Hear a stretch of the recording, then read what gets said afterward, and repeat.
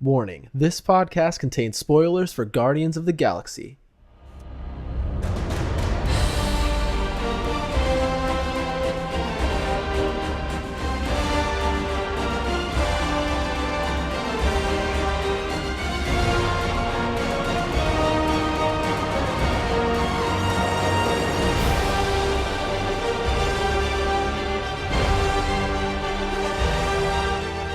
What's up, guys? How's it going? What is up? How's it going? It is going. It's going good. Going good. You guys get some Guardians of the Galaxy watched? Yes, sir. GOTG. Did that sentence make any sense? Nope. Did you get some Guardians of the Galaxy watched? We got some of that watched. Did you watch yourself some Guardians of the Galaxy? We Yes, watched sir. ourselves watching some. Yep. Awesome. I'm I excited. took a selfie while I did it. You took a selfie in the theater? Yes. Only We- during key plot points. Was your flash on? You know what's interesting is I was pretty nervous at the beginning because there was a lot of technical issues. Like, I arrived at the theater and they said, oh, the 3D is broken, which I'm not really like that disappointed in. I was like 2D IMAX winning. Got in the Oh, okay. It started playing and then it blacked out the preview. And I was like, uh-oh. And then it came back on and then it blacked out again. And then it came back on and it blacked out again. And Oh, some guy man. walked down and said, oh, we're trying to fix the problem. Bear with us. Free And movie everybody's tickets like, for oh, life. no. Oh my gosh. So we watched two trailers with just like the Interstellar trailer was just, it was all blacked out. All you heard was the words and music. It was ridiculous. So when you sent us a text, Joe, like on Thursday night, saying something along the lines of 3D IMAX is broken, best day of my life, or something like that. So I didn't really understand, but I thought you were being sarcastic. Oh, no. I mean, I was being honest because like I like the 2D, man. I go to see the 3D because usually it has the most show times available, and then IMAX is usually always 3D. There's only a few movies that it's not. Did you So it pay was like for a- 3D? They gave everybody posters, which they weren't supposed to because it wasn't a Regal Cinema that I went to. And they gave us like they comped us like $1 or something, which is not a bad thing. I didn't really care. I just I was wanted to just see thinking that the other day. I was thinking, man, I would love to see this in a 2D IMAX. it. Yeah. Well, no, I was able to see it. Now 3D is working again. But here, okay, guys, I know this is gonna be a rabbit trail, but this is like the best story I've ever heard. There's a theater. Did you guys read the story about they played the wrong movie? Did you guys read that story? Yes. They played. Okay, they Guardians played the 2. wrong movie 3 times. Not Oh my once. gosh. Not twice. 3 times. It was an 8 o'clock showtime. I think it was someplace up in the north, like maybe Washington, D.C. or New Jersey, someplace near there. And they had played all the previews, and then they started the movie, and it was Rise of the Guardians. And they See, played I'm it having a hard 3 time times. understanding how that even happened. I like, know. what went wrong? They type it in on They shipped them iTunes. the wrong Like, movie. People Oh were my so goodness. mad, which Oh my- they should be. oh my gosh, But- guys, Andrew's here. I'm What? sorry, No, Andrew. Andrew! Wait, who? Andrew. The Lovett brothers are here. I am here, and Joseph is insane for not seeing this movie in 3D because he's a loser. I agree. I'm I honestly I'm a did. 3D fan. I thought I was going to see it in 3D, but the theater broke the 3D. I don't even know how. I really don't even know how that works. I'm like, I don't even know. I seriously. That Magic. was just the 3D break. I don't know. I thought I was like, Yeah. I thought it was just like a part of the film at that point. Like, I don't know. It's strange, but oh well. Andrew, how was your viewing? My Of the viewing How was, was beautiful. Did you see it in IMAX, Andrew? Or There's this theater that I go to when the time comes for me to see like an awesome epic movie, and it has like my whole experience is so cool because I just I put it in my passbook on my phone, and I go up right to the ticket thing. I'm like, yep, I'm here again alone, and I scan it, and then I go in there, and I'm like able to really just sit back and be taken away on a journey. And it's the screen is huge, the sound is epic, and it was an all around pretty normal. I mean, I don't know anyone who's happy to pay for a 3D movie and not see a 3D movie. I know. That's what I'm What saying. is that? Well, I'm weird. Oh, is it that museum theater? 100%. Yeah. This Nice. theater is like it's a kids museum, but they turn the like they play one 3D IMAX movie at a time, and it's always like the last movie I saw in it was Avengers. Oh wow. Some good movies you've seen in this theater. Hmm. Yeah, and It's it actually I saw Mission Impossible 4 in it. Ghost Ghost Protocol. Protocol. It was amazing. I know exactly. I think it is probably the nicest theater I've ever been to. Nice. Nice. How about you, Luke? I saw it for the second time. Oh Let's see, yesterday at 1 o'clock. I saw it in Gainesville, where I live, and then Come get them, boys. we had a fun weekend and got to see it in Orlando, down at the Point Orlando Regal IMAX. yes, sir. Awesomeness. I love that theater too. It's huge. We saw, I guess, Dark Knight Rises, Man of Steel. Man of Steel. Yeah. Sorry, yeah. And it's a really good theater. Sweet. Jordan, where did you go? I saw it twice too. First time was in Ocala. It was IMAX. Don't you mean Ocala? Ocala? Yes, as the natives may call it. Yeah, it was good. It's a smaller IMAX, a Limax as they're known as. So they're not legitimate IMAXs, but still better than normal theater. It kind of filled up. It was the Thursday 7 p.m. showing. It was kind of full. But I saw it a second time last night here in our hometown, in a regular theater, which is always a colorful experience seeing it here in Gainesville. But yeah, that theater was filled to the brim. So yeah, guys, nice preamble. So you want to go ahead and get into it, guys, with Guardians of the Galaxy. Yeah. Yeah. Yes. Were you guys excited about this? Yeah, I think who did not like it. I think they should go first. I was extremely Um, excited to pitch my part in there. I've been looking forward to this for at least a year and a half now since they announced it. Yeah. Well, go, Luke. I don't think I've been. Well, I didn't dislike it, so Real quick, did you guys know anything about Guardians of the Galaxy before, like, when this movie was announced? Did you say when this was announced, were you like, who in the heck are these people? Or did you have any sort of recollection as to who these guys were? I absolutely had no idea.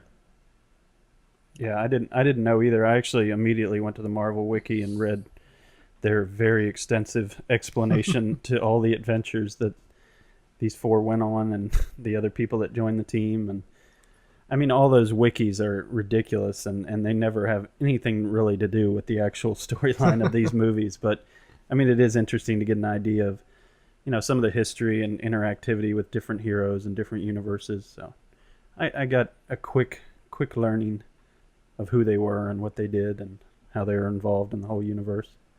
Yeah, I mean, out of all of us, I'm probably the one who I got, not to be like cocky or anything, but I probably know a little bit more about comic stuff. But when it comes to like the cosmic side of things, I get lost, and I just there's so many characters and so Yeah. much of a history out. It's hard enough to keep track of what happens on Earth, but this whole cosmic side of the Marvel universe, it's like crazy. It's huge. And so the first thing I looked up of Guardians in the Galaxy is you guys heard of Marvel vs. Capcom, right? Yep. And so Yeah. they had a Marvel vs. Capcom Ultimate Edition that came out. And when they were announcing the characters, I'm a nerd, so I was like, oh, what's the new character? And one of them that came up was Rocket Raccoon. And I was like, obviously, what in the world is this? And so that's the first time I looked them up. And actually, it was shortly after that, maybe like several months after that, is when I heard it was announced. So that was my only into that whole universe. Yeah. Yeah. I think that there was the only thing I knew when the trailer started coming out is that there was teasers at the end of the other Marvel movies, There was like foreshadowing that we didn't really know where this was going or how they were going to tie this into the existing franchises. But, I as soon as the trailer came out and then I don't remember what I read, but it was something to the effect of this is why we were introduced to the Collector. he's going to be important in tying these universes together at somehow. But I knew nothing about these people or the universe at all. Yeah, I well, think like the first thing that you do after you see the trailer, because I mean I knew about it, but I was kind of just waiting till the trailer came out because I didn't do what Luke did and Google it then. But after the trailer came out, I started like looking up things a little bit more, and same thought as Andrew. It's kind of like your mind immediately goes to, okay, well, it's the Marvel world that they've been creating, this Marvel cinematic world, and how are they going to tie it with the other 9 films? And that's kind of what your thoughts go to as a you try to go to that objectively, of course. Yeah, definitely. Well, let's go ahead and get into it, guys. Who would like to go first? Let's give a little general consensus of like a general thought of what you thought of the movie, basically. Let's see, Andrew, guess first. What did you think of Guardians of the Galaxy? I thought Guardians of the Galaxy was fantastic. All right. I think overall, I mean, really just refreshing. Oh, I mean, there was a lot of like really good things this movie had going from it. You had Chris Pratt laying down some serious like Chris Prattness, I would say. Like, is pretty pretty standard, but I'd never seen him as an action hero in anything other than the Lego Movie, which he was a great action hero in that. Of course. So there's a hero inside of all of you. But he definitely like he's a great leading guy, He brought that charm that we like about Iron Man, that arrogance, but still at the same time there's a human side to him that's a really compelling story of Star-Lord. I mean, I enjoyed that. I enjoyed the fact that Bradley Cooper didn't sound like Bradley Cooper, and he did a great job as a little furry animal. There's no movie that what's her name? Zoe something. Zoe Saldana. Yeah, there's no movie that she's in where she doesn't kick someone. So she was kicking people, which was great, and then you've got the best role Vin Diesel's ever done. I mean, I didn't recognize his voice. I thought that was crazy. Yeah, I mean, it's pretty amazing. I mean, he had his best acting. I mean, seriously, he was like, I am Groot. And I think that he really, I don't know, overall, very, very, very pleased. I think that this is the summer surprise for me. I mean, I expected to laugh. I expected, I don't know. This was a big movie. I enjoyed it. All right, Joe, when you texted us a couple days ago and you were like, "Oh man, I got a lot to say." You had a attitude in your text and you were all antsy to speak your piece about this movie. So please spit it out. Enlighten us. I loved this movie. I loved it. Let me tell you something. I'm going to go ahead and be bold enough because I know none of you guys will go this far. Oh, gosh. Here we go. My favorite Marvel movie ever made. Yes. No, greatest movie ever made. Holy cow. I can't go that far, but it's like, it passed Captain America 2 for me because I really did like Captain America 2. And it moved into, like, I'm still like, an Iron Man Avengers have always been kind of like big to me. Like, I like those two movies a lot in the Marvel Universe. But it is right up there with them, Do you want me to tell you why Joseph's saying this? Why? I can go ahead and predict it. Yeah, go ahead. This is why he's saying that. Because Joseph's ultimate hero is Harrison Ford as Han Solo. Okay. 100%. He sees Chris Pratt as being that. But dude, this is the Star Wars Marvel movie. There you go. It reminded me of Star Wars so much. I just loved it. I love the music, how they fit that music in it. I love that. I love that this movie was both happy, hilarious, action packed, and it was also sad. It had some like, oh man, when it started, I was like, I wasn't expecting that, I guess. And then the more I watched it, I love the band that got together. I mean, I just love all the components of it. And it did something for me that I didn't think that it was going to do. It was able to pull in nerds because I went to an IMAX showing that was packed. Um, and I talked to my wife about it afterwards, Corey, and she was like, "Man, I really like that movie. We should see it again sometime." So guess who went to the movies again on Saturday night? Saturday night, Corey and Joseph. And that's the Wow. first time I think Corey's ever asked me right after seeing a movie like that to go, "Man, that movie was awesome. Can we go see it again?" So, Wow. it won my wife over, which is not easy to do. She didn't do that with the Avengers. She didn't do that with Captain America 2 or any of the other movies, but she did it with this movie. And I think it had a lot to do with, of course you can always poke little holes in like some of like, okay, they definitely, they made Ronan like this ultra, ultra, ultra hard, bad A, like tough guy. And then, he falls for the old footloose move at the end. What's up with that? The You old know, like the old Just like distraction Kevin Bacon. dancing routine. oldest Like, trick in the book. that's what he falls for, really? But again, like it was hilarious. It was funny. It was quick paced. It wasn't too long. It just was a.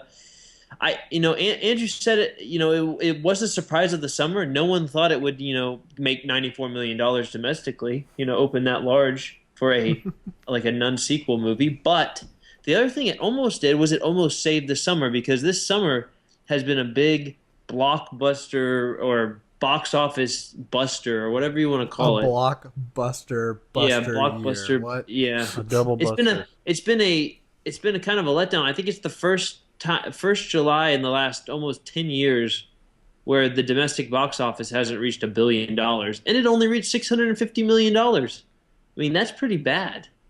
And I mean, I know that I think people are.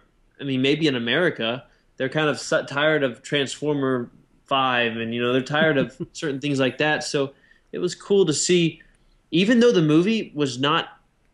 It was original in that we had never seen those characters together in a movie before. But the story was just, it was like a juiced up Avengers story. It was a band gets together, but they're not like the Avengers. They're standalone. They're by themselves. They're not like they don't have their own movies that they're building on. They don't have all these superpowers really. Like what do they have? I think Chris Pratt's line, "We're a bunch of losers," is like, that's basically what they were, and it was kind of cool. The only one that has superpowers is like, you could say Groot, because he's a peculiar guy. But Well, I Drax second is Andrew's extremely strong. well, yeah, but he's strong, but like, okay, that's his superpower. It's not like, I mean, the Hulk's like 50 billion times stronger than he is. Yeah, he seems like Captain America level, I think. Yeah, for sure. But oh man, I was just happy with the way it exceeded my expectations, and they had been set pretty high because of that's what Marvel does. But Andrew said it best. That movie was fantastic. All right, Luke. Wow. That doesn't leave a lot unsaid. Yeah, I thought it was really good. It was everything that I wanted it to be. And I had really been looking forward to this, and I think I had way too high expectations, and I think that's a statement for James Gunn and what he did. He really fulfilled everything that I wanted him to, and I love 80s and 70s classic Man. songs, so that was, like Mixtape Joe said, that one. was just cool. It's so fun to like be enjoying something that you love to watch, superhero movie, and then being able to like hear songs that you recognize that you've sung yourself listening to like a classic station. And it's just like, I love it when anything combines two things that I love and combines it in a way that makes sense instead of a way that maybe contrasts too much. And so that was pretty cool. I think it also, it took what the Marvels have done on Earth, which have been really fun movies, and definitely nothing against those movies, but it kind of took it up a level because the possibilities were extended by having the galaxy and having no gravity areas and having all these monsters and all these different alien species that can kind of be, you can kind of take different parts of the Marvel universe outside of Earth and interject them in and have cool things happen that you probably couldn't do on Earth. So I thought that was really neat.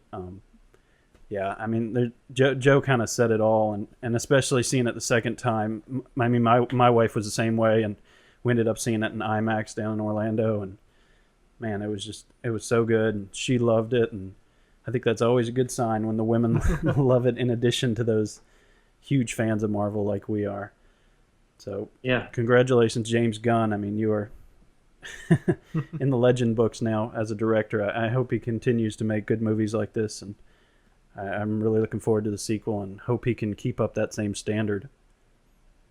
Yeah, and what's cool, the interviews of him, he did a lot of it, but this is also the first Marvel movie written by a woman too, which is kind of it's also kind of cool. I mean, it didn't have a female lead, but it was written. It's the first one written by a woman. Nicole Perlman. Yeah. Cool.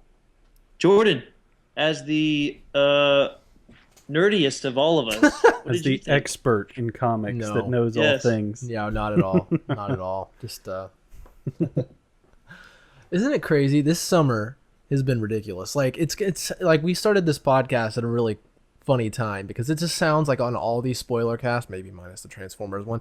No, we're just gushing over these movies like Dawn of the Planet of the Apes, How to Train Your Dragon 2, and like, even before that, Captain America and X-Men 2. Just, man. So they've been knocking it out of the park with these movies. Good time for a podcast. Yeah, I know. I hope people don't think, wow, they just love every single movie. No, this summer is just, it's crazy. And so, like, I think Andrew said it really well. This movie, just freshness. This movie just felt so funky fresh. It was great. Like, coming into it, like, after that, just thinking about it after seeing it, that opening segment, that maybe like the first 10 minutes when it starts, no logos, just says 1988 Earth, and you see this really tragic like opening, something I wasn't really expecting to see. Yeah, and then I was like, it put me off, and it went from that, and when right in to the Marvel logo perfectly, and like that signified to me, wow, these guys have this movie under control. They have this movie by the horns, and they know exactly where they want to take it and what kind of style to have, and they're just running with it. And then it goes right into, opens up to this little ominous scene in space, and then he just starts dancing, and just such style. Man. It was awesome. And so yeah, it was just a really refreshing thing, just really endearing cast.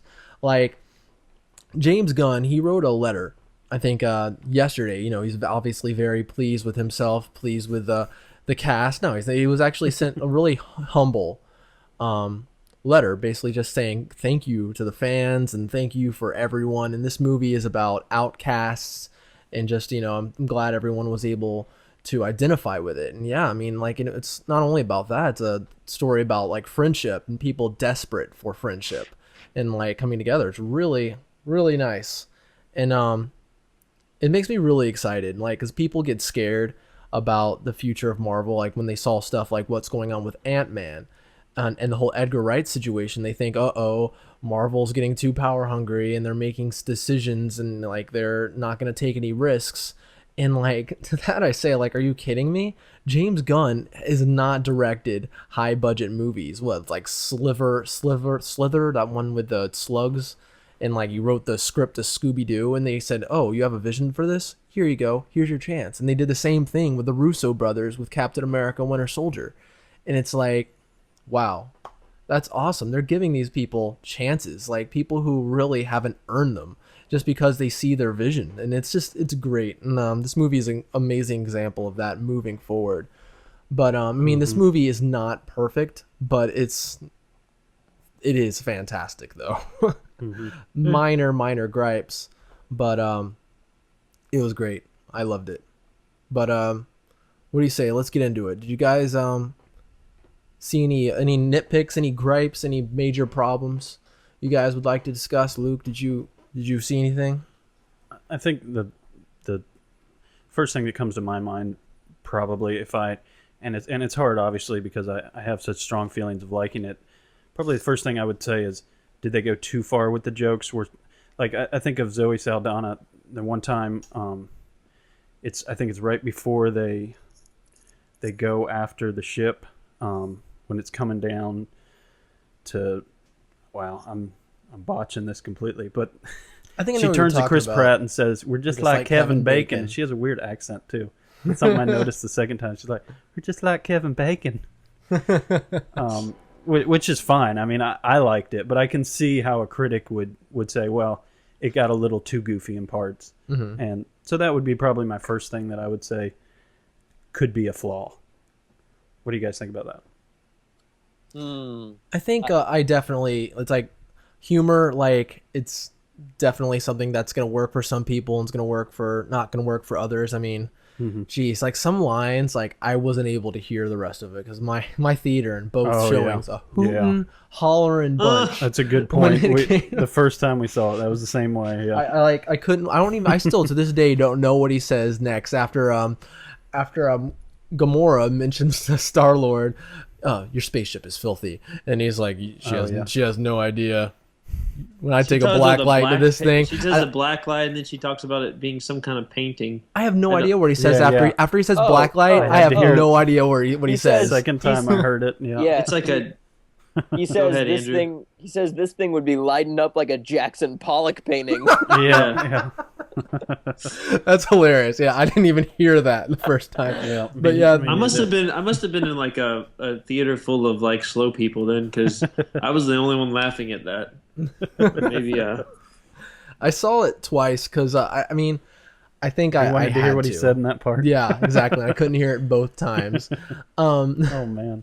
Just with these sci-fi movies, like this, the plot is relatively simple. You know, it's like pretty much the villain on the villain side. He's a terrorist. He's a extremist when it comes to like the Cree people, and so like that's the main thing. But when it comes down to like these names, that it's like just hard for me to like remember, like Xandar, Yondu, and so I wanted to familiarize myself. But isn't that's awesome though that you can. That's awesome that we still think a movie is fantastic, and like I can't pronounce half the people's names that are in it, but that's still okay, and I think people were flocking to it, and I think they were like, oh yeah, I don't understand that person's name, but I know that I laughed and I cried and I had a fun time in this movie, but I guess if I was nitpicking at this movie, sometimes it's just a little unrealistic with like how major you play up the power of a villain, and then how slowly he waits to do what he came to do. Like I still am like, I still love the movie, but I'm like, okay, Ronan, way to wait, way to really screw that up. You got a monologue. Yeah, exactly. I thought Lee Pace freaking putting that thing down. Exactly.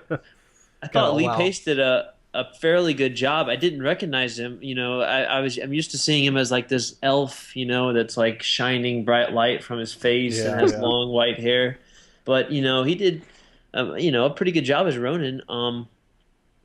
It's again, you've got these powerful villains and that almost can't, they're indestructible. Like what is it, Nebula? Is that the sister of? Yeah, it's Gamora's sister and the other daughter of Thanos. Like she's like basically like you can't do anything. Like she just like reheals herself or whatever. She's like robotic. And then we don't even know how strong Thanos is going to be. He's kind of teased in this, which is pretty cool. But you don't know how they're going to work that out. I thought it was an interesting like extra bit with John's what's his name? John C. Reilly. Is that the actor's name that plays the guy from Ricky or from Day. Yes. I thought it was interesting that we showed a lot of him. I don't know if that's like going to be a future relationship that they were kind of trying to introduce, but they didn't have enough time.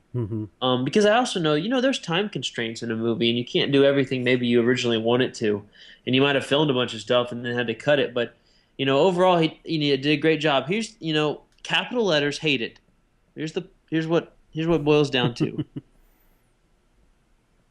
the ending, the post credits scene was a waste of time, and I okay, it paid homage to Howard the Duck or whatever, but you know, one of the things that makes these Marvel movies kind of stand apart is how you can build up to the next movie.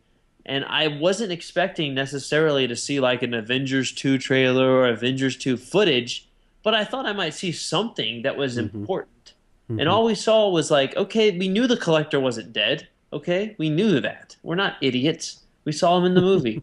But like, he's just sitting there. You know, it was kind of like James Gunn was paying homage more to the Avengers than to this. It was because the Avengers post credit scene was just like a kind of a comedy, like sitting around the campfire scene. You know. Well, that was the second, because the first after the credits thing was Thanos in the Avengers. Well, yeah, And I then guess so. the very end was that, because I missed it the first time I saw it. I had to go back and rewatch. Did Yeah, you not well- think it was funny though? Did you just stand there and were like, Oh, I went, ho! I laughed and I was like, oh, Howard the Duck. Didn't see that one coming. I hate this. That's kind of how I my thought it train was of thought very was. funny. I laughed a lot. Yeah, dude, it was funny, but like, why? I guess I was just maybe the movie was so good. I was like, oh, can't wait. They've got me going. They've got me on the hook, and then, oh man, I completely agree. I feel like this one is going to be so much more connected to like Avengers 3, not so much Avengers 2, that these connections, they kind of have to really kind of take their time in it. And so I guess well, I understand that, but what I'm trying to Thor 2, the post credit scene, was nothing really to do with Thor. It was kind of like a Guardians of the Galaxy preview, to be honest. It was a show. It was showing. At the time, maybe no one knew it, but it was like it got you thinking. Oh no, when is the Collector going to come about? You know, is it Captain America 2? Is it Guardians of the Galaxy? I mean, we don't know. You know, and then when you saw the first preview for this and you saw the Collector in it, you're like, oh wow, there it is. And I'll let Andrew say. I'll let Andrew talk next. I have one more thing to say about this. How brilliant was the trailer? How deceptive was the trailer? That's one thing I did appreciate. Deceptive? The trailer. What? how did you think it was deceptive? Because it showed them being inputted into the system as a band together, and they Oh, okay. weren't. Okay, for starters, and then it had a bunch of scenes in the trailer that weren't in the movie. I'm like, what in the world? Like, it was kind of cool that you didn't see a lot of. I mean, I liked some of the action scenes that were in the trailer, but there was like I feel like there was a whole scene missing from the movie. It was kind of strange, but it was cool because I didn't see it coming. And when the movie started and then they got arrested, I was like, wait a second, that's not the trailer. I like that. Yeah. Andrew, Okay, Andrew, yeah. what do you think? I agree. I only have one thing, and maybe I don't know. Maybe it's just because I knew this beforehand, because when the new one came out, and you'll understand what I'm saying in a second. When the new one came out, I remember them like printing a remake of a blah blah blah blah blah, and so I was. This is so nitpicky to the extreme. Like, can we talk about how Footloose came out in 1984 and he gets abducted in 1982 and he would not even know? No, Andrew, he gets abducted in 1988. Yeah. Seriously? So, Yeah. sorry, buddy. Dang it. It's okay. And I think that's the truth. I think this is the honest truth of the But movie. he would have only been 4. Yeah. So would Yeah, he have he seen wouldn't that have. movie? That's my point. There you go. Nitpick even Yeah. worse. Okay, fine. But Maybe he got like Redbox up there. there's Netflix. there's a few little things here and there about this movie that are kind of weird. I don't know. I think that something I would definitely like say is they definitely played off of Chris Pratt a lot. Like, he was kind of I don't know, if they had any other guy playing that role, you kind of have him impromptuing a lot of his lines Mhm. and a lot of his, I don't know. It reminded me the way it was filmed a lot of, in a lot of ways, of Watchmen. It reminded me kind of that, like, especially in 3D. I mean, it looked awesome. Oh yeah, It beautiful just looking had movie. it had a very like unrealistically realistic appearance. Like almost like a painting. Like everything was like space when they were in space, the scene where Chris Pratt like dives into space, which he would die immediately, so it was completely ridiculous. But and he like grabs her in this beautiful moment where they're just turning into frostbitten people. It's, if I leave my realism hat completely off, which obviously I should because it's a superhero movie, I agree with Joseph that they should have teased something of value. But question: when Stan Lee dies, I don't want to talk about that. when he passes on, I will cry like a do baby. Marvel movies end? No. Ooh. Yeah, I think so. They're gonna make a hologram, and he'll make his appearance as a hologram. It'll It's actually be CGI. Howard the Duck making the cameos Oh, instead. God, Oh, Joe's dream. That would have holy a, cow. wow. So you guys are ready for the Howard the Duck movie, I assume, Oh, right? God. There's Would rather probably eat- no movie I don't know if I would see it. Can we put the George Lucas Howard the Duck movie on the list of movies that we can watch and review together? No, That'll no, be a- absolutely Put it on not. a I list, will- Movie. not the list. I'll put it on the list of movies that I will watch in hell. Yeah, that movie is horrible. Like, awful. It's terrible. He knows quack foo. Yeah, Oh. like this movie, it wasn't it beautiful? Like the first time I like realized, wow, this movie is pretty. Like that opening shot with like Star-Lord just walking across that that planet and the water just beating against his helmet. It just looked awesome. Like I don't know. Like I couldn't tell if the helmet was CG or real or not. I know at times it was It's a CG little and bit times it both, was I real. think. Yeah, but it just looked incredible. Something about good CG that really, really helps a movie. yeah, And- well and integrated. guys, now granted, I believe that Disney spent a lot of money on marketing this, but it only cost $170 million to produce. You don't have to spend $250 million to make a movie look good. Like, Sometimes you can good. spend $300 million and it still won't look good. yeah. Looking at you, Green Lantern. Looking at you, Yeah. Expendables 3. Oh, That movie's like $100 million or something. No, it's like probably like $50 million to make that movie. Seriously? Probably. It's probably not much. Wow. I mean, the old ones weren't that much. That's another topic, though. That's 2 weeks But from now. they make a lot of money, so props to them. Yeah, exactly.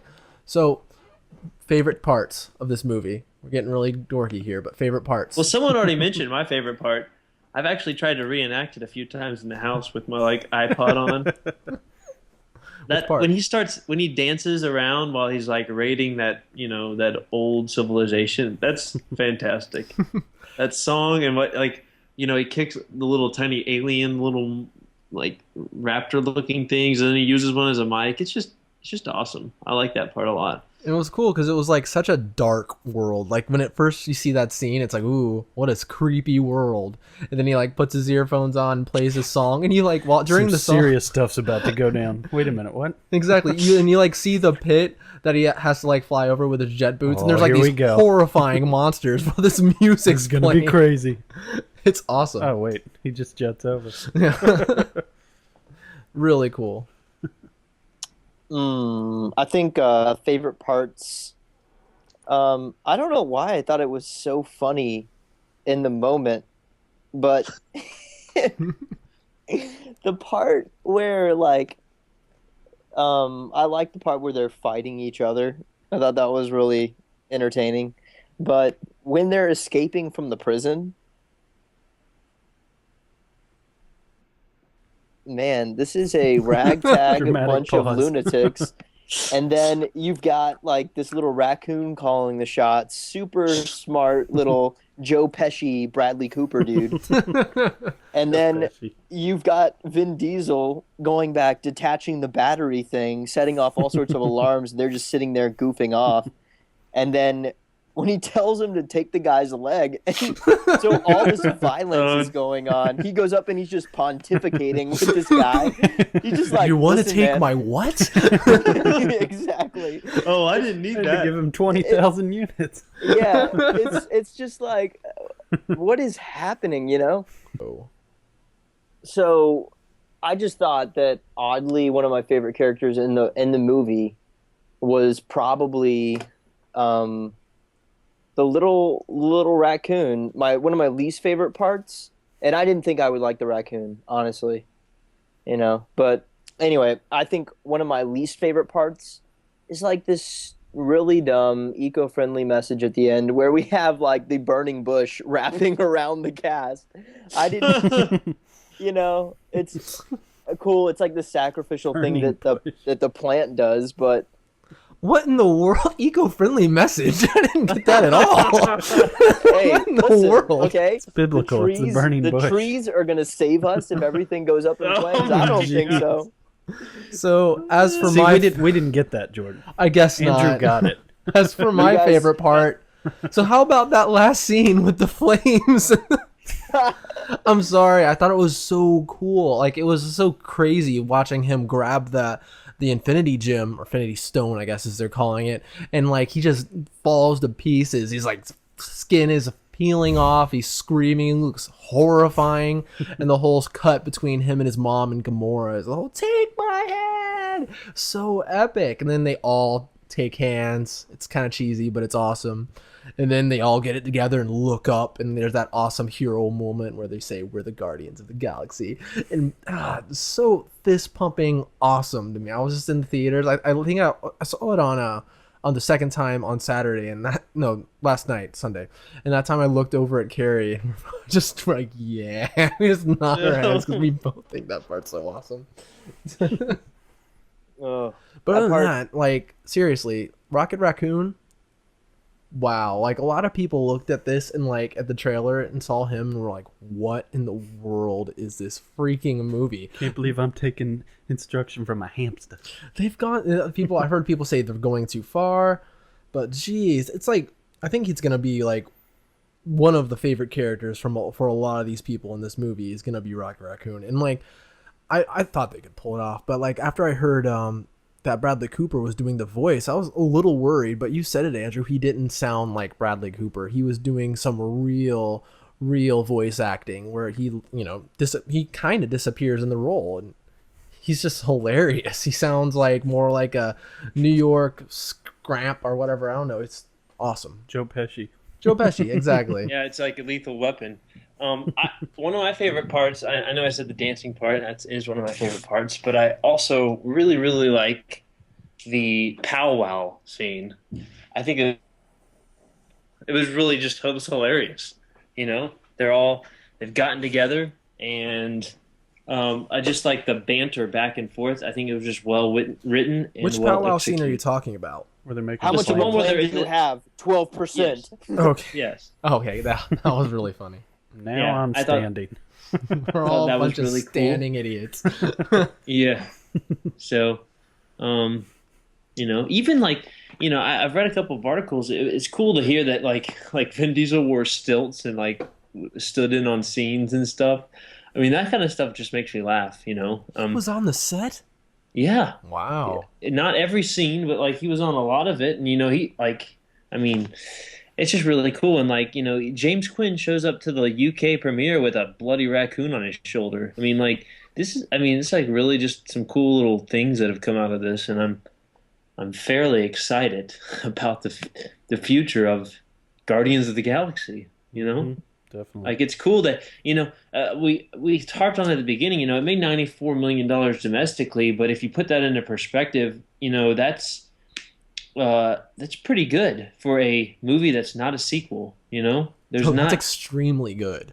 there's not many movies that are like that. I mean, that's it's the number one August released ever, which is it was a risky move when they decided they were going to release it in August, but that's neither here nor there. They obviously had a good line on it, but it's shown every other Marvel movie except for Iron Man and the Avengers. It's like basically tied with Captain America too. And like that's pretty It's so that's pretty crazy. good news. Yeah. This is the first Marvel Studio movie that came out that does not feature a cast member from the Avengers. Right. Hmm. That's crazy, and it did so well. It's not that's insane, and for it to look as kooky and crazy as it is, and for people to receive it so well and go to see it on opening weekend, some of it without word of mouth, that's crazy. People trust Marvel, is what I think it is. Yeah. So it'll probably have a very, I think, successful run. Who knows? Yeah, absolutely. And it's funny. Something I was thinking of, like when you were talking about like the ending, the post credit stinger being kind of like a disappointment, which I can actually imagine that, by the way. But in a way, isn't this entire movie kind of like a stinger for the rest of the series? Like just because it's not related, it's like this is the most of a glimpse we've got at Thanos in the Yeah. collector, and this is probably the most information we've got out of the Oh, about the Infinity Stones. yeah, that's what I was gonna say. I didn't say my favorite part yet. Oh, sorry. Go ahead, Luke. Well, I have three parts, and two of them probably the most exciting, and then I have like a favorite part of the movie. The first part was the scene when Ronan was talking to Thanos, and then he said, he needs your presence right now." I was like, "Oh yes," because I told you guys I'd read that article, said they were going to introduce Thanos and kind of bring him into the Avengers universe, kind of say who he was, so that it would make sense in Avengers 2 when I think he is going to play a role. I don't think it's going to be a central one, but I think it is going to play a role. And then my belief, at least, is that Avengers 3 is going to kind of be the climax, and he's going to play a big part in that. So when we finally got to see him and he had that small monologue, that was just, oh, I was looking at like people next to me. I wasn't with you guys, but I was just like, oh, yes. Finally, we get to see like for real what James Brolin's going to look like as Thanos.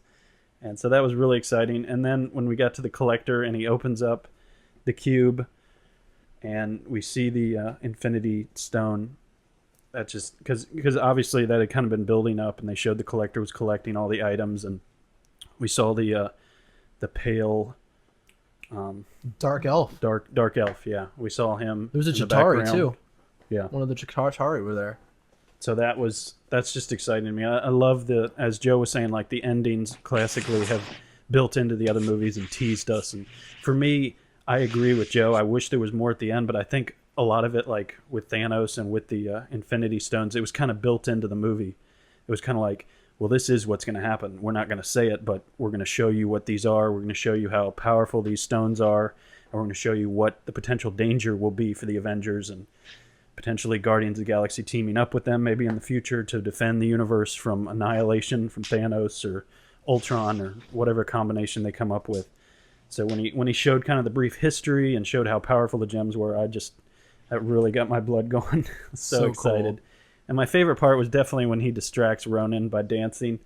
Oh, child. I love that part. Listen to these words. I wasn't expecting that. I'm sitting there watching him like go on and on. I'm like, okay, this is getting a little ridiculous. Like Joe said, like, really? Why is he going on this monologue? You must repent from all your beliefs, and I'm about to annihilate you. Hold on, 3, 2, 1. Ah, da, da, da. Then he's dancing. Then I'm distracting you, you big goof. Yeah, that was awesome.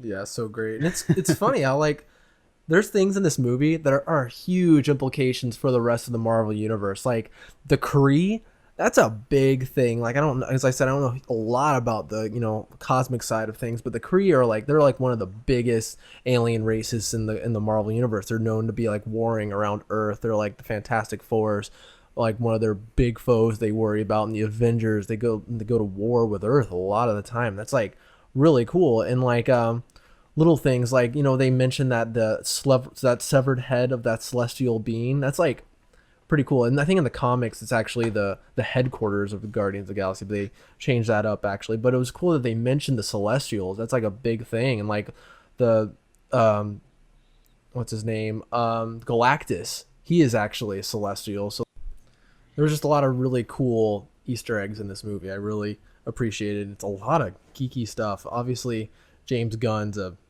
pretty big nerd like me. What'd you guys think of Ronan? Do you think he fit the bill as a villain? No. It was Yeah. good. No, Yeah. no, no. I, oh man, I don't like. That's one thing I don't like is if we've really had these powers and we are really all this powerful, you know, we don't use it though. Like, like that guy from Walking Dead with the little arrow of death. If you had that Yep. thing, why don't you just kill everyone? I mean, seriously, just do your little whistle Dixie and just like, Every uh, ship in the air. Pretty yeah, OP. Pretty like overpowered. let's make this Ronin character. I mean, as far as the actor, as far as Lee Pace, I mean, what else could he have done? I mean, that's kind of the cards he had was dealt with. He's literally sleeping in a pool of victims' blood, right? Like that Yeah. blue goo, right? And so they take him out and they're like throwing sand at him or whatever that is, and then That was baby I was powder. Keeps you oh, fresh. that's right, that's right. Sensitive skin. And he talks such a big game, and he's got his little like Mew Mew or his little hammer, whatever we call it. Mew Mew. And Mjolnir? then- that's the one. And so he's got this hammer. The hammer has the like Infinity Stone, and he can't destroy 4 people. Seriously, Yeah. I mean, and he can't. There was not enough desolation by the villain, but But the one thing that if you recall, he is big on theatrics.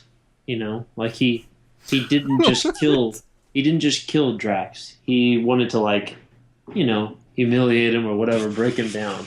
So That's like every villain. That's really like Well, every villain. They have to like make a speech first. That's a good question. Why didn't he just kill him to begin with in that scene when he throws him into like the cerebral fluid or whatever? I think he guess showed enough power to where I think he could just rip his head off with just a second, but no, he had to leave him in a way where he could possibly be saved. He'll by drown. Groot. There's no way he's not going to die in this pool of gunk. It would be completely inconceivable.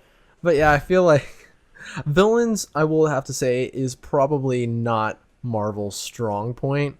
Like villains like Whiplash and Iron Man 2 and Malekith and Thor 2, they're just, not the greatest of villains, not really well rounded out. But this one was definitely better than Malekith. He actually had a plan that made sense. Not I'm going to cover the world and universe in darkness. yeah. Because I don't know. But at least I could see I like Ronan being darkness. like a extremist. So that not extremist, not the virus extremist, but like a religious or cultural extremist. But yeah, he was pretty shallow other than that, but I think he was serviceable, I think, at best, but not. If only we had so the much bad great. guys of Dark Knight mixed into the Marvel universe. DC seems to have the villains, really. They do a good job. And they do a really good job with their villains. And us, it's kind of like, and also, a lot of our villains are tied up in other rights issues. Like we can't have Doctor Doom, we can't have Galactus because they're owned by Fox, and That'd be awesome. Galactus. that would be nice, but we can't have them. And so a lot of Marvel's Rose Galleries are like, kind of. I think my favorite character in the entire movie that we haven't mentioned yet, I don't really know why, but I think that my favorite character, someone I'd really like to see make a run at maybe a spin-off, is Glenn Close. What? Oh my gosh. Yeah.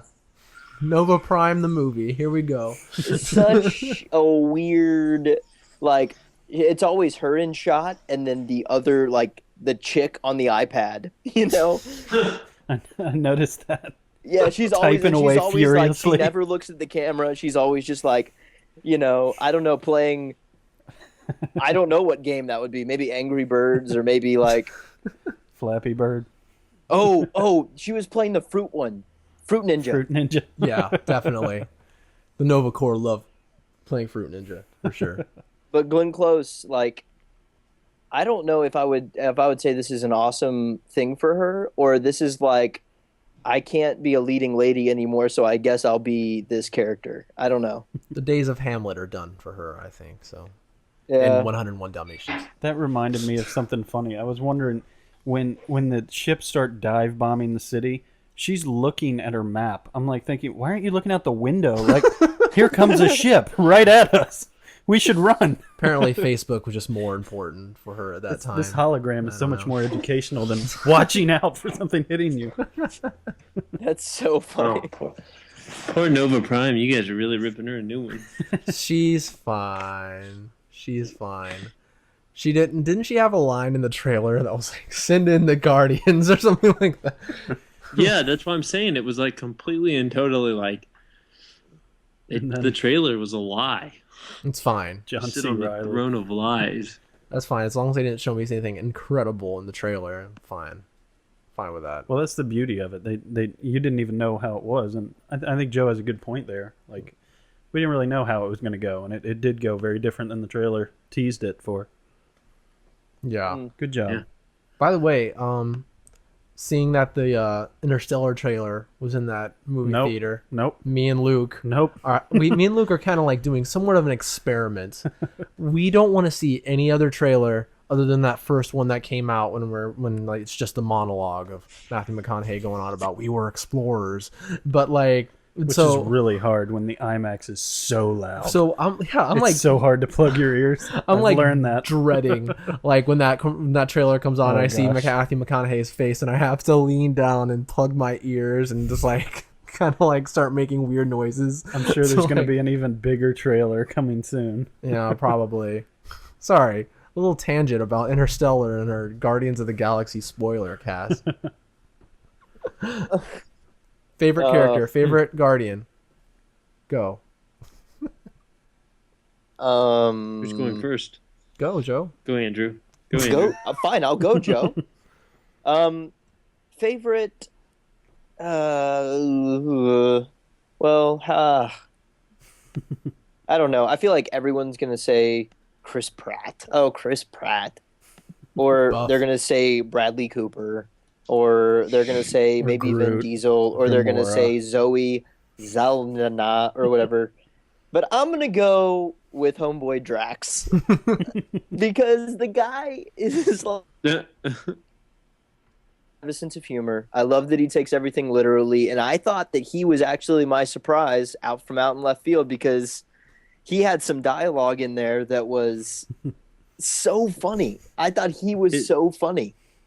That I one don't know line why. about if it goes over his head is Nothing goes over my head. I will catch it. I would catch it. My reflexes are too fast. Yeah, and he just quotes like Finger to Chuck throat Norris means lines death. the whole time. And so he's quoting Chuck Norris and he's being like the same character that he plays in every other movie, which is really the only other movie I've seen that guy in, and I couldn't put my thumb on it, so I Googled it. And he was dare you. in The Scorpion King playing a bald guy with two swords. Great. Wow. So much has changed. But I like Drax. I like Drax the Destroyer. Yeah. Yeah, Rocket Raccoon. I just thought he was great. I knew he was gonna be probably pretty good, but he was great, hilarious, and like that's the funny thing is like we're all right because they're all so funny. That's the thing, they're all funny. Like Dave Bautista did actually a funny performance. He had good comedic timing, and like I don't know. I mean, like I guess he had just a good agent to get him on this movie. Like a lot of these wrestlers want their star vehicle, and like it was cool that he got on board with this one. So yeah, good pick.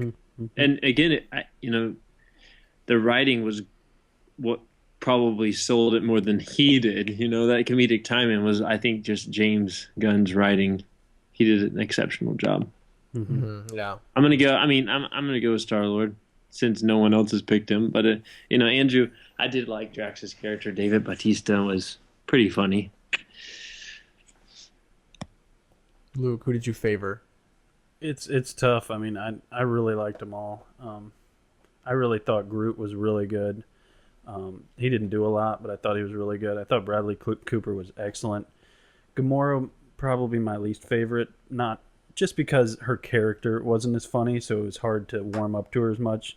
She's a daughter of Thanos, for God's sakes. She's more of like the straight woman or straight man or whatever you want to call it, the one who reacts to all the insanity going around her. So she doesn't have. She's not as warm. So, but Chris Pratt, I've got to hand it to him. I think that's his best performance in any movie he's ever done. He nailed it. I haven't read the comics, so I don't know how in line with the character that they built up in the comic universe, but if he was comedic, he really nailed it. Yeah. He did a great job.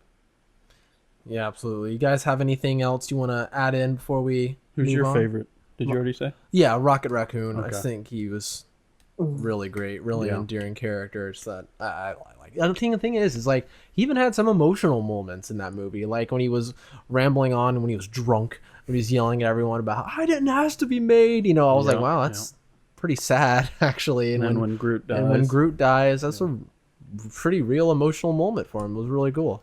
And so yeah, definitely him. That was awesome. I think that one of the things I liked, and I got this vibe, Joseph got the Star Wars vibe, which I totally get, and something that I loved about it, and Jordan, I think we might have all seen it actually, but I know Jordan's seen it, but I got the Firefly vibe. Hardcore Firefly vibe. And I love that. I can see that. I love that. It's very comparable. I mean, the same type of like, we're smugglers, we're out here, and we're doing maybe good, maybe bad, maybe a mix of both, Exactly. Yeah. And I love, like, I felt like I was watching like a really high budget, like Captain Malcolm Reynolds out there. And so, that was really endearing to me because that's one of those shows that is kind of that underdog story. They've got the ship, they've got the crew. Let's do this, Yeah, for sure. That's where it'll be in the next movie. I'm interested to see where they take it. Yeah, I mean, there's some setup in this movie. There's talks about Peter's father. Yeah. And so there was a little setup with that and how he's half Terran and half something else, something ancient. So that's very mystical and everything. I had to Google it. You Googled it. I haven't gotten a chance to yet, but it's exciting. It's pretty cool. I don't know what they're probably obviously gonna do that with the second one that's already been announced, 2017, right, Joe? Wow, the sequel is 3 years away. Yeah, every sequel is like a million years away. We're getting a Batman movie in 2019. The sequel comes out next week. That would be a surprise. I'm pretty excited about the sequel just because, again, it's the galaxy. You can do a lot with it. Now, I hope that they continue and they play off of this movie and they keep the winning formula, which is if you can put just the right amount of seasoning on your movie with What? tears, joy, action, and just all of that. If you can just do that, you can have a big time hit / a movie that everybody thinks is awesome. Movie making by Joe Lovett, by the book. I think it's a hard to make like a 90% film, especially when it's a second film too. Like, I think one of the best things about this film was how they built these characters, and we came to really like them through the film. So I'm worried, and I really hope they can do that. I hope James Gunn can do this, but keep that same warm feeling we have towards them now when we come back to them in 3 years, because that's quite a bit of time. We'll have different feelings. We'll have seen a lot more movies by that time, and I hope they're the same endearing characters that we felt like we saw this time. I hope they can come back for the next one. So here's hoping. You know what's crazy? Like, we've only seen it happen once in the Marvel Cinematic Universe so far, to where the same creative team will be back for the next one. That's Iron Man 2 with Jon Favreau's team. Other than that, it's like with the sequels have always been a different director, different writer. And so like when Avengers 2 happens, that'll be the first time that happens in a long time. And when Guardians of the Galaxy happens, that'll be the first time that happens in a long time. But so yeah, that'll be interesting. I'm really hopeful for it. I mean, it's gonna be crazy. I'm wondering. I think everyone is kind of wondering a little bit how this movie, if it wants to, and if it can, mix up with the Avengers back on Earth. I mean, that's a lot of characters, but I don't know. It might end up that way maybe by Avengers 3 or something like that. We might have some, because the Thanos story is coming to Earth. That's something that's going to happen. So I'm wondering if that story is going to take the Guardians of the Galaxy there too. So I don't know. Well, anything's possible now. Anything's possible. Yep. DC versus Marvel. They've opened up the universe. Lord of the Rings versus Marvel. Wow. Yeah. The Avengers are going to appear on Once Upon a Time. Oh man. Oh, gosh. that's the worst thing I've ever imagined. I thought this was a spoiler cast. I didn't know it was our actual podcast where we're about to rip Once Upon a Time a new one. Okay. Holy cow. Things we hope that don't happen to Guardians, I guess, is how that's leading into that. Rocket Raccoon looks like a PS1 cutscene on Once Upon a Time. Oh gosh. Oh, man. I say we go around and give it a number. I agree. Between 1 and what? 10. That's what we've 1 been and doing. 2. Oh. 1 and 2. Oh my gosh. All right. In order of your original views. What do you mean by that? Like I don't even Andrew, remember who me, went first. Luke, Jordan. Oh, okay. Andrew? Okay. I give this movie a solid 8.7. Ooh. Went off the 5 scale. All right. Oh, I apologize.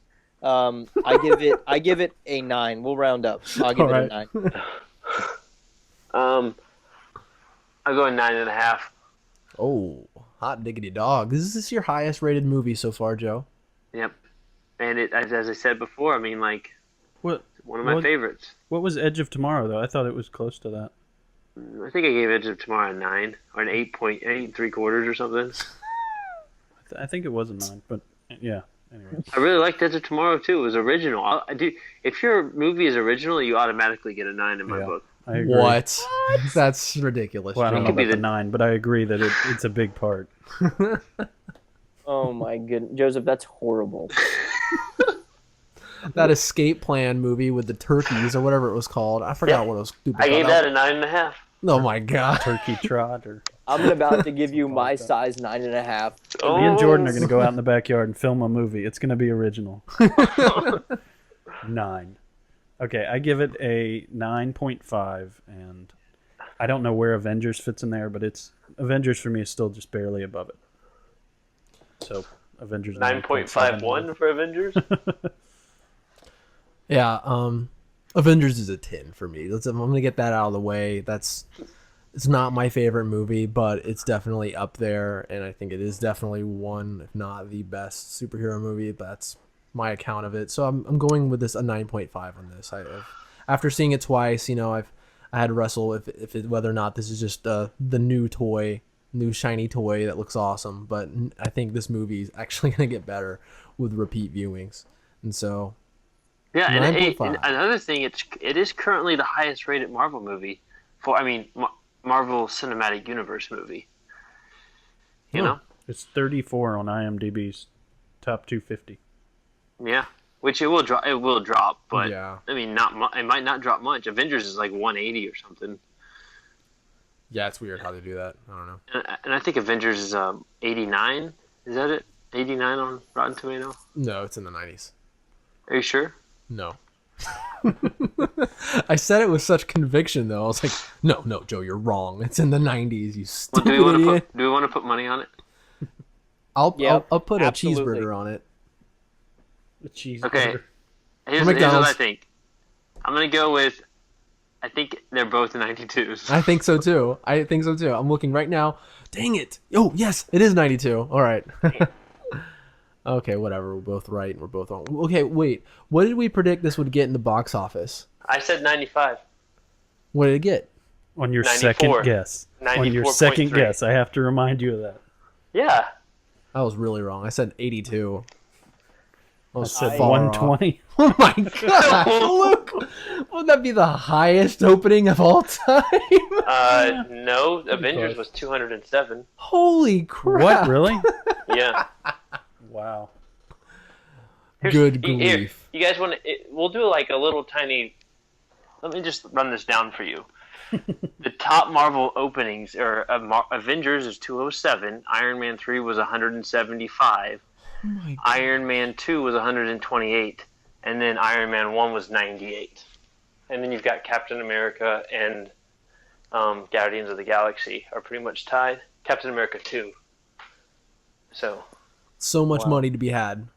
Yep. Spend it well, Kevin Feige. Spend it well. How do we get involved? How do we? I mean, Financially, how do we get in on those 4 billion units? Spending 4 our billion 4 units. billion units. Split it between the three of us. Can we all start instead of this is one takeaway from Guardians of the Galaxy, also known as GOTG. Can we all agree to call money units from now on? Yes. Sure. How many units does that cost? 20,000. That's the future, guys. You This saw is it. it. I'm definitely This is when I it. go to the gas station tomorrow morning, I'm gonna say, can I have 20 units on pump Dude. 5? That's okay. So the dollar is going to disperse. I'm going to start investing in units. I wonder what the trade-in value of a Tell me dollar when per you unit. find where that market is. Yeah, I don't know. This has been probably the most fun I've had on a spoiler cast, guys. I really enjoyed this spoiler cast. I'm glad you enjoyed it. Your second spoiler cast. Yep. I hated it. Shut. Well, that's the last time we ever invite you to a spoiler That's cast. where contrasting views on this show. Yeah, we've had so many differing views on us praising this movie, worshiping guys, this movie. I'm sorry if you didn't like I'm this. sure the people movie. out there. I'm sure a movie will come that we disagree on. Absolutely, It just the hasn't summer is happened winding down. Yep.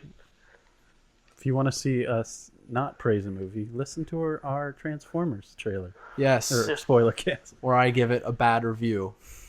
And, Maybe not. Maybe. Teaser. And after you listen to that, go and see Guardians of the Galaxy. And after you see that, guys, Teenage Mutant Ninja Turtles Dun dun dun. Oh. this Probably not. weekend. Probably not. Andrew, I'll see it. I'll go see it. all right, you're on the spoiler then- cast. I'll disagree. I'll see it and then I'll disagree with whatever Luke says. Whether I like it or not. I don't care. I'm forming Okay. an opposing view. Like, Luke, I probably- freaking hated that movie. I hated it too. Never mind, I loved agree. it. Just kidding. I did like it too. Yeah, I will probably be sitting that one out. I'm not going to waste my money. Joe, we need all 4 turtles here. You can be My Raphael. You're cool but rude. And Andrew is a party dude. I want to be the Shredder. Wow, can you come in the middle of the podcast and like try to ruin it? Maybe I'll do Actually, you know what we should have for that spoiler cast? And I know this is the guest asking for another guest, Yeah. but we should have why don't we have Megan Fox on? I'll get right on that. I'll give her a Yeah. call. Send her an email quick or write her a letter. And let's just ask her a series of questions like, why do you only make horrible movies? that. My God. I'll lead off with that. Come on, is Jonah Hex really that bad? No, it's awful. All right.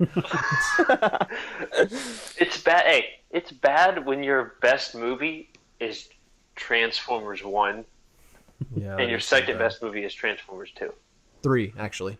This is for She wasn't in 3. That's right. My We'll bad. we will spend that entire spoiler cast just saying why did they need CG when they could have just gotten The Rock to play a Ninja Turtle because he looks exactly like a Ninja Turtle. Oh gosh. What if The Rocket played all 4 Ninja Turtles? Like, that would be the most horrifying. People think the turtles look scary right now in their incarnation. That would be horrifying to see 4 Dwayne Johnson clones running around screaming cowabunga. Oh yeah. Oh yeah. You guys like my little line there from the movie? Yeah, that was Oh, yeah. Yeah, everyone. Never mind. Anyways, guys, thank you. Thanks Thanks, you for listening Andrew, to this for rambling helping ending. us. Ramble-a-thon. Spoil-a-thon. But again, make sure to catch the movie. Check it out. And thanks for listening. Definitely go watch Guardians of the Galaxy, listeners. You can follow us on Twitter at MTGPod and on Facebook.com/MTGPodcast and on Instagram at MTGPod. I choked a little bit. What was that? On Twitter. What? How do you spell that? What do you mean? A lot of E's. Yeah, it's a lot. All right. Sorry. On Instagram at MTG Podcast. Hit us up. Yes. Ask us questions. We'll discuss them. Yes. Oh, sorry. Oh, I completely forgot about this. I asked Facebook We had a couple comments. how they liked Guardians of the Galaxy. Oh my I god. hope they're still listening. If they're listening at all. Christina said, I loved it. So funny. Excellent directing and very unique. I agree, Christina. And Doug said, I am Groot. Translation, it was awesome. Thanks, Doug and Christina. I agree with you guys. You guys have an awesome day. Go see Teenage Mutant Ninja Turtles and watch our spoiler cast, and we'll be back on Wednesday with our main podcast. Thanks for listening. Have a great day, guys. That you're in love with me. Lips as sweet as candy. Its taste is on my mind. Girl, you got me thirsty for another cup of wine. Got a bug from you, girl, but I don't need no cure. I just stay your victim if I can for sure. All the good love when we're